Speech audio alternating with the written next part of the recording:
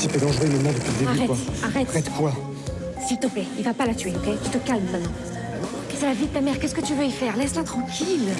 Iubi, am intrat de acasă și n-ai venit să-ți mai fie frică.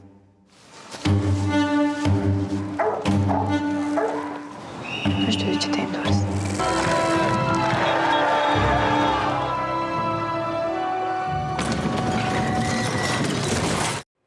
A family romance tinged with farce. French cinemas face down a crisis, and Romanian director Cristian Mungiu returns with a biting social commentary. That's all coming up in today's film show. Lisa Nesselson is here with me to take us through it all.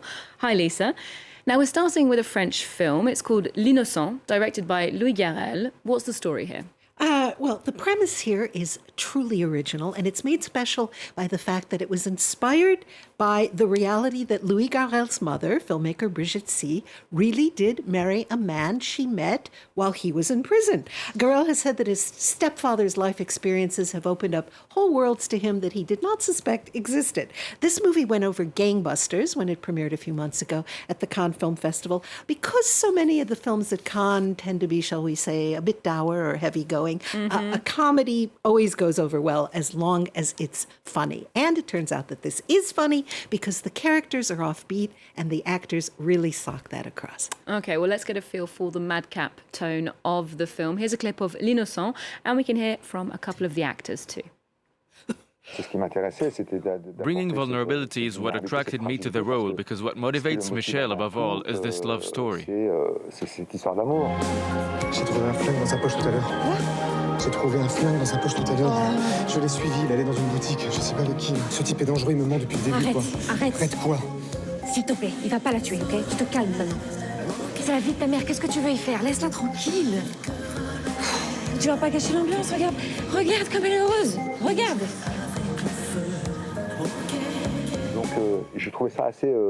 I thought it was interesting to see that with an ex-con. J'aime ce personnage qui est plein. I loved my character Clémence. She's colourful, but she's also full of contradictions.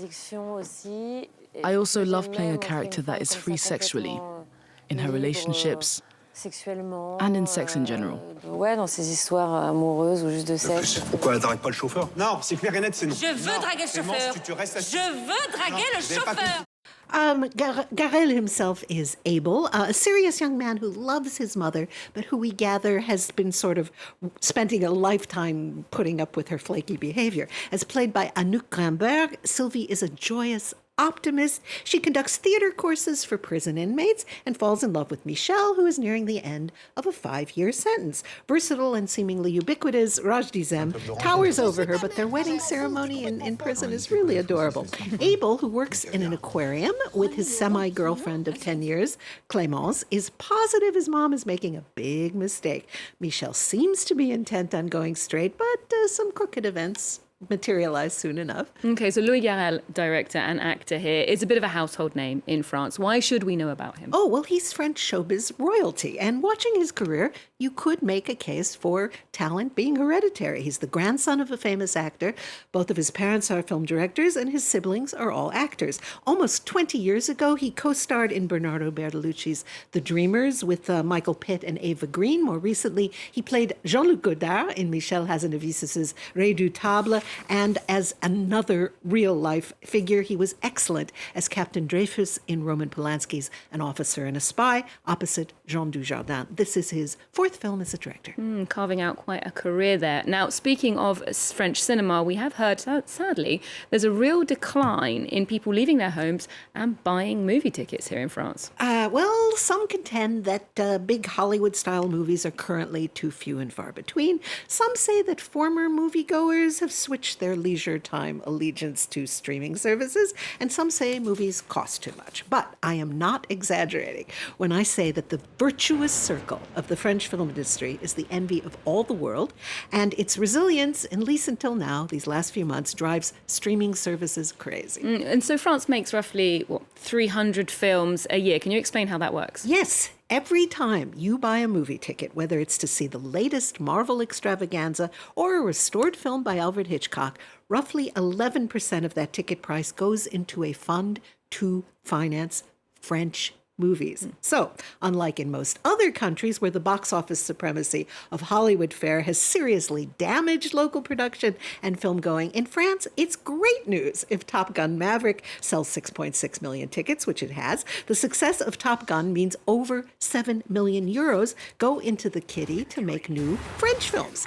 By buying tickets, people who go out to the movies help make sure there will be French movies in the future for them to see. Year in and year out, at least 25% of those films will be directed by women, which means there are more women directing movies in France than in any other country. And the average budget for a French movie is 5.5 million euros. So Top Gun and Spider-Man alone will have made 3 French films possible. It's brilliant. Not a bad ratio there, I suppose. So this system then is really in danger if people stay at home. You bet. The fact is that while streaming is convenient and inexpensive, individual ticket buyers at movie theaters contribute to the system, but streaming platforms do not. Now, Brussels has finally forced streaming entities to pay their taxes, and the French government has very recently obliged them to tithe a portion of their operating costs to make a few French films and TV series. But it's a pittance compared to the rather magnificent system already in place. And French technicians and actors who've worked on films and series backed by streaming services have begun to speak out about how the money may be great, but the working conditions are not, starting with a lack of the artistic collaboration they've been used to. But speaking of money, some people might say that the cost of a movie ticket is perhaps equivalent to paying for a subscription for a streaming service that is too expensive. Oh, that's absolutely true. But a movie ticket also costs as much as a beer with a cup of coffee. I mean, it's way cheaper than a rock concert, about the same as an art exhibit. And there are plenty of reduced price programs here in France. Via the Culture Pass program, the government gives several hundred euros a year to young people ages 15 to 18 to spend on culture. Everything from record albums, books, plays, and opera to, yes, movies. It's truly very accessible. That is a fact. Now, we're moving to a film from Cristian Mungiu of Romania. He came to international attention in 2007 with the film 4 months, 3 weeks and 2 days. It was a nerve-wracking story of a woman trying to get a clandestine abortion in 1980s Romania. It won the Palme d'Or in Cannes, and his latest film, RMN, premiered at that same festival in May. It's set in a village in Transylvania, and in this film, Mungiu shows that the end of the Cold War hasn't necessarily translated into a more congenial atmosphere. Explain. You could say that again. RMN is, as they say, ripped from the headlines. Matthias returns to his hometown in Transylvania. He had been working at a slaughterhouse in Germany where the money is better, but got sacked for hitting a foreman who insulted him by calling him a lazy gypsy. Nobody is particularly happy to see him, least of all his wife. In this region, where Romanians, Hungarians, and Germans manage to live side by side, tensions arise because the bread factory has hired a few workers from Sri Lanka because no local men were interested in accepting the minimum wage jobs. So they didn't take away anybody else's livelihood. And oh yes, that factory's very existence is only made possible by subsidies from the European Union. Now the Sri Lankans, of course, don't look like the local population. And there's outcry, and then there's threats, and then there's worse. A lengthy scene of a town meeting with people saying they don't want to buy bread that has been handled by presumably filthy foreigners is chillingly convincing. Indeed. Well, let's get a feel for the multicultural conflict in RMN. Iulie, am uitat de acasă și n-ai de ce să mai fie frică.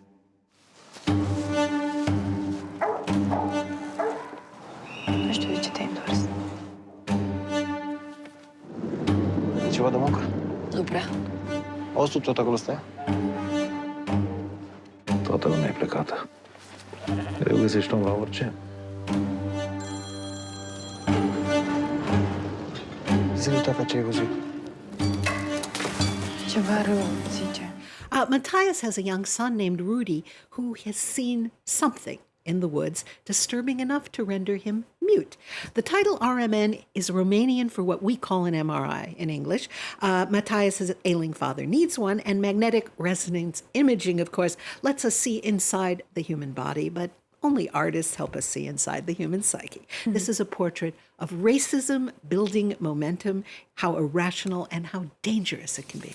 I do remember it being very powerful at Cannes and getting a good reception as well. Now we're going to something very different now, finally, from 84-year-old director Jerzy Skolimowski. This film is called EO. It won the jury prize at the Cannes Film Festival in May. Tell us more about it and its protagonist. Well, EO follows the involuntary travels of a donkey. He's adorable, you can see on the poster, as he's liberated from the circus, where he enjoys an incredibly warm and caring relationship with his trainer, the first of many ironies, because this so-called liberation takes place on grounds of animal rights, and EO will never be treated with as much love and care as by the young woman performer forced to part with him. When EO is in unhospitable surroundings, he actually dreams about her. When Skolimowski accepted his award in Cannes, he made a point of thanking by name the 6 donkeys who appear in the film, sharing the role in various locations. There is very little dialogue and wall-to-wall cinema. I love this movie, which for 90 minutes shows us the world through a donkey's eyes so well that we sort of become donkeys.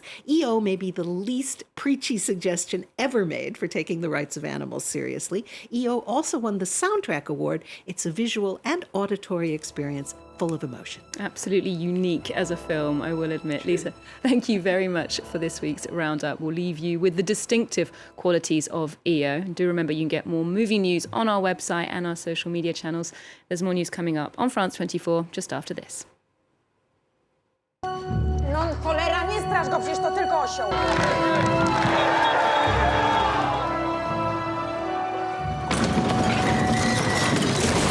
Vuoi venire a casa con me?